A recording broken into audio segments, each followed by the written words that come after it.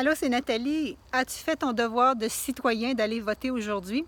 Je voudrais te faire une petite vidéo pour te suggérer pour lequel parti tu devrais voter aujourd'hui. Et si tu veux rien savoir de la politique ou si tu as déjà voté, prends juste 3 minutes pour écouter ça. Je crois que ça va t'intéresser parce que voici le parti politique pour lequel je voudrais que tu votes aujourd'hui. Quand on va aux élections, peu importe le parti que tu vas choisir, et en passant, fie-toi pas aux couleurs de mon chandail, je voulais juste être dans le ton de l'automne, c'est mon chandail d'entreprise. Je veux juste te dire que où est-ce que tu es maintenant dans ta situation actuelle, ça ne dépend pas nécessairement du gouvernement. Et le parti pour lequel tu devrais voter aujourd'hui, c'est le parti qui te convient, le parti qui va t'aider à être plus heureux, le parti qui va t'aider à être plus en forme et bien dans ta peau. Et ce parti-là, mon ami, c'est le tien. OK? Dans le sens que, au lieu d'attendre, si l'environnement t'intéresse, qu'on fasse des politiques en fonction de l'environnement, gazoduc ou pas, peu importe, ce qui est important, c'est que toi, même avant ça, tu peux faire des gestes pour l'environnement. Par exemple, utiliser tes sacs quand tu vas faire tes achats de fruits et légumes, apporter tes sacs d'épicerie réutilisables quand tu vas faire tes courses, commencer à utiliser le transport en commun davantage. Moi, je n'ai pas encore de voiture écologique, mais ça peut être une option. Il y a les Tesla, mais il y a des modèles moins chers.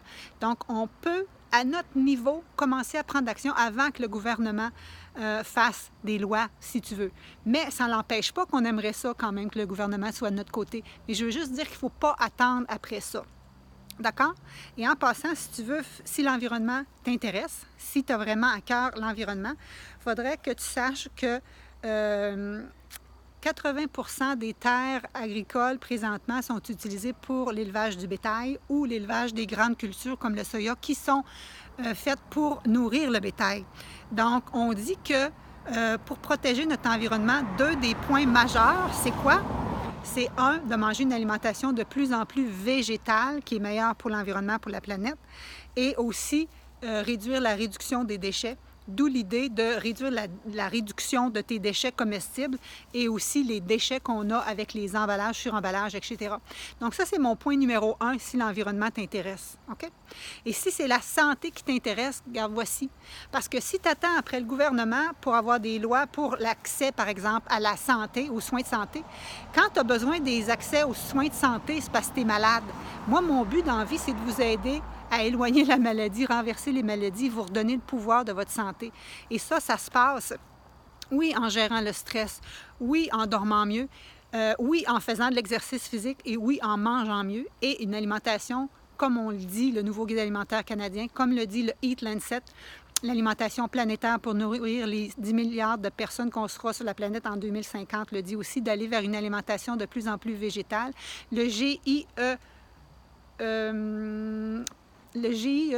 le mentionne aussi, donc le groupe intergouvernemental pour l'évolution du climat, GIEC, oui, mentionne ça aussi. OK? Donc, aller vers une alimentation de plus en plus végétale. Donc, ta situation actuelle, attends pas que le gouvernement change pour la changer. Prends action toi-même et redonne-toi ton pouvoir face à ta santé. Et si tu as envie d'aller plus loin, si tu as besoin de coaching, si tu as envie de coups de pouce pour t'aider à te remettre en forme et à manger végé, mais de la bonne façon, parce que manger végé, ça ne veut pas dire que c'est santé. Hein? Moi, ce que j'enseigne, c'est l'alimentation végétale peut transformer. Je t'invite, on commence aujourd'hui notre défi 30 jours VG Happy and Fit. VG Happy and Fit, pourquoi? Parce que moi, je travaille avec une pyramide. On travaille, oui, l'alimentation, oui, l'exercice physique, mais aussi le mindset. Parce que souvent, on sait quoi manger, on sait comment bouger, mais l'idée, c'est de perdurer avec ces habitudes-là dans le long terme, que ça devienne vraiment une nouvelle routine, justement, des nouvelles habitudes de vie. Alors, je t'invite au défi 30 jours VG Happy and Fit et ça sera ton meilleur vote que tu vas faire pour toi, pour ta santé, pour ton bien-être et pour celui de ta famille. Et je suis Nathalie Rousseau, experte transformation santé et ma mission, depuis plus de 25 ans, c'est t'aider à t'outiller, à te redonner le goût de bouger régulièrement par plaisir, à bien manger par plaisir pour que tu sois débordant d'énergie et éloigner les maladies. Merci.